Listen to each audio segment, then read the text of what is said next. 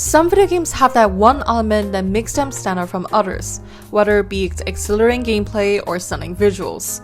We often find these traits in AAA titles that is clearly funded with millions of dollars. But let's reduce our scope a bit and talk about an indie game called Cuphead, Don't Deal with the Devil. And his pal Bugman, they like to roll the dice. It is fundamentally a 2D shooter game with platformer, bullet hell, and run-and-gun elements that focuses on imaginative difficult boss fights that challenges the player's reaction time, all of which heavily take inspiration from the 1930s period of Rubber Hose cartoons. This unique identity of Cuphead led to it being a major topic of discussion among indie games, animation, and speedrunner communities ever since Cuphead released in 2017 on Xbox and Steam. However, it is rare to see discussions or essays about both the aesthetics and the gameplay in conjunction with each other, as one often overshadows the other in game reviews or video analysis. Therefore, I want to highlight that through visuals, sound, game feel, and level design, Cuphead manages to have both style and substance, where they are in service to each other as opposed to one having more importance than the other. I will be focusing on both components individually, then conjointly by the end to illustrate how they support one another. To truly explain how Cuphead achieves both, we have to define what they are, starting with style. Style is essentially the form that structures the game, stylistic elements that shapes the player's experience of the game's content, providing an appearance for the substantial elements and make them resemble recognizable things for players to grasp. Style is often defined by the art and sound, and without it, many video games would just be abstract cylinders interacting with each other in an empty environment. This dependent relationship that substance has with style is undeniably showcased within Cuphead, as its aesthetic is what the public usually talks about. The elaborative resembling of the 1930s in terms of the rubber hose style, symbols and signifiers of that time period, as well as narrative concepts deriving from that era, makes for a unique aesthetic that shapes the game as a beautiful modernized homage to the 30s. One thing that stands out first and foremost is the hand-drawn 2D animation style. The simplistic anthropomorphic character designs, fluid movements, surrealist creative transformations, and overall animation appeal with its excellent use of squash and stretch replicates how Fraser Studios and Walt Disney Animations were back then, but with a modern polish that utilizes the 12 animation principles established long after the golden age of animation. For example, in the stage Threatening Zeppelin, the boss of the stage named Hildeberg is an anthropomorphic blimp that transforms into various zodiac signs. Her final phase, where she transforms into a moon, is done seamlessly and has a bouncy fluid animation that really captures the player's attention in what I would call as the climax of the fight.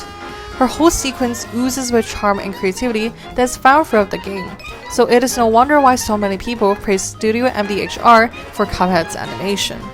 Another thing that contributed to the 1930s aesthetic of Cuphead is its excellent soundtrack.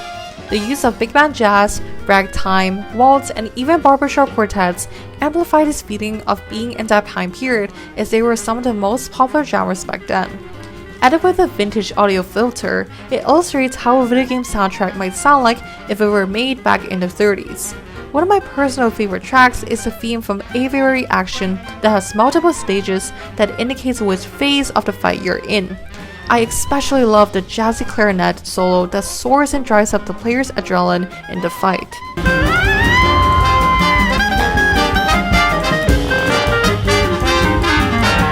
Other than these stylistic elements that people always talk about, the themes present in Cuphead sort of depict several subject matters in the 1930s.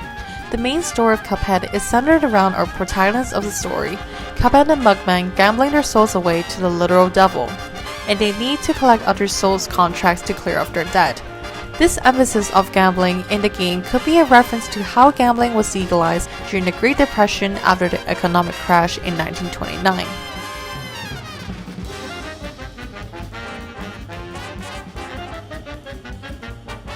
Other than the main storyline, various details like the slot machine ripping crooks transform into, or King Dice's entire fight with his casino bosses representing different aspects of gambling, further exemplify how essential the theming of the 1930s is to Cuphead's identity.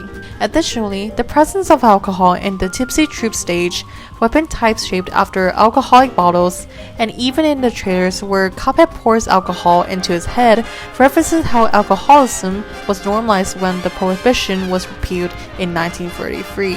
After all this emphasis on the appearance of the game, let's switch to the other component, substance. If style is the accessory that accompanies a game, then substance is the fundamental component for a game to exist. It is how game elements act and interact with other game elements, generate decision points for the player, and overall provide a gameplay experience. On the whole, substance is the building blocks necessary for style to exist, often what makes or breaks a game. But it is often overlooked compared to style when discussing about Cuphead with how flashy the animations are. So what makes Cuphead a great game other than its extraordinary visuals? As mentioned before, Cuphead is a fusion of 2D shooter, platformer, bullet hell, and run-and-gun genres. So other than resembling the 1930s aesthetic, Cuphead also serves as a revival of these classic genres from the 1990s. And these games naturally come with a certain level of difficulty due to their hard and varied attacks that Cuphead has become known for. But this difficulty never feels unfair or discourages players from continuing. I argue that Cuphead's difficulty is essential in crafting a satisfactory game experience where diverse attacks and predictable patterns combine together and produce a challenging yet fun game with infinite replayability that motivates players to beat the boss. Cuphead's infamous difficulty might seem arbitrary to average players, as some might say that this difficulty prevents casual players from enjoying the stylistic elements mentioned before. However, I would defend that this difficulty is necessary to the satisfaction of finally cultivating enough knowledge and mastery to beat a boss, which is a major component to why Cuphead is such a great experience in the first place. It isn't likely anyone will beat a Cuphead boss on their first try, as bosses have various attacks that fill every inch of the screen and force players to jump, dodge, dash, and parry their way out of danger, all of which take a certain amount of skill, reaction time, and memorization to fully master a boss fight. Therefore, death becomes a permanent part of the gameplay experience for a trial and error learning process. In a certain sense, it utilizes the same philosophy and roguelike games do, where you need to fail in order to succeed. In fact, a lot of failing, but each time you understand more of the boss mechanics, and whenever you see how much more progress you've made compared to the last attempt, it drives you to do better and better until you finally see that rewarding knockout screen. That gratifying moment of relief only exists because of how difficult the game has made that moment to achieve. Many people might have spent an hour or more to beat a boss, but the actual attempt to beat a boss is only around 2 to 3 minutes.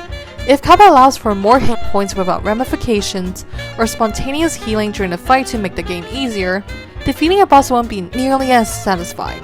Therefore, the satisfaction in finally defeating a boss not only justifies Cuphead's difficulty, but is a major part to why the game is as enjoyable as it is. Given the difficulty of Cuphead, how the game lays out its attacks to be hard but still possible to avoid and fair enough for players to not be overly frustrated, the game's attacks expertly fine-tune a balance between predictability and frenziness. Even though the attack's timing and locations might vary each try, every attack's basic trajectory is always the same. For example, Goopy will always bounce across the screen for a certain distance in an arc, Great Matchstick will always shoot out a straight fire projectile in its final phase, and its hard and dramatic Fantic will always travel across the screen in an up and down wave. This predictability is essential in giving players experience in how to deal with a boss, and in isolation each pattern is relatively straightforward. But combining everything together results in the bullet hell situation. Players have to carefully maneuver around the stage where every element has its own path set on killing you. However, Cuphead is designed in a way that there is always a solution to avoiding these obstacles, so even if the screen might become overwhelming with various flashy elements, as I said before, it is all about practice to deal with these challenging but fair attacks. One last note about Cuphead's gameplay is how replayable this game is.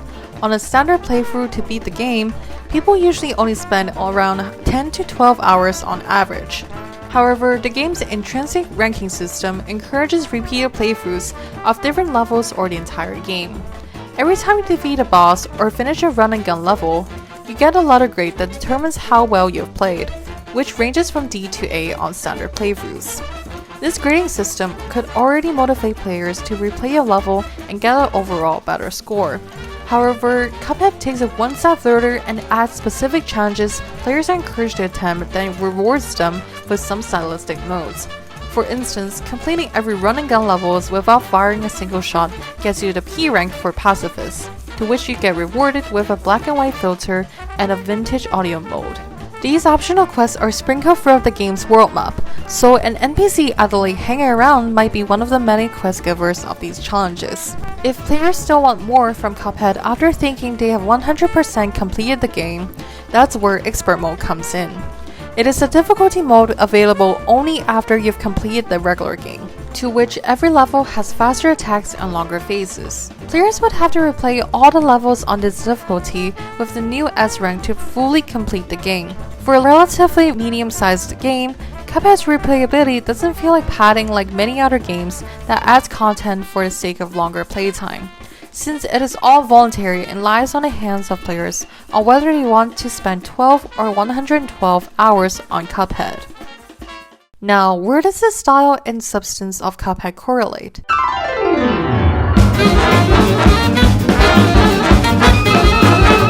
Like many games, one cannot exist without the other in many instances, and Cuphead's utilization of animation to anticipate attacks for game balance, as well as the evolution of both character designs and the frenziness of attacks create a natural progression within boss fights. In any action-based video games, telegraphing attacks for players to anticipate and react ties everything together. It gives players a warning to prepare for an upcoming attack and rewarding those who have been paying attention to the build-up animations the ability to dodge. These animations vary from simple anticipation that fires easy, dodgeable attacks to a screen-wide projectile. A good example of this is the stage Floral Fury, where the flower's attacks have clear difference in anticipation, while one has to quickly transform its hands into shells for somewhat slow projectiles to shoot out, the other has to shrink its body for a few seconds that releases a rapid attack that covers the entire top or bottom screen. This shows that Cuphead strikes a balance between giving enough time for players to have an approximation of the size and range of the upcoming attacks. Animation here is to aid players to have a smoother gameplay experience. Without this telegraphing, the already high death counts in Cuphead might increase substantially. Referencing back to the point about satisfaction in gameplay, another thing that motivates players to try over and over again is the sense of progression. I argue that the progression appearing visually in the form of transformations, the heightened franticness in terms of attacks, and the varying boss phases not only functions to serve variety and organically increase the difficulty of a boss, but also let players have a small sense of accomplishment every time they retry a boss and manage to damage its health down enough to switch phases. As for the visuals of these fights, seeing how a simple cartoon animal or sentient object transform into these extravagant final forms, like a bee turning into an airplane or a clown turning into a carnival ride, makes for a grand finale, to which these imaginative transformations are reminiscent of the cartoony physics of a rubber hose cartoon era. The progression bar that appears in the death screen is the cherry on top that incentivizes players to try again. The animated transformations and increased craziness of the attacks exemplify progression in an otherwise progressionless game where all the damage you've done to a boss could all be in vain. So these elements to keep players motivated are important to the overall game feel.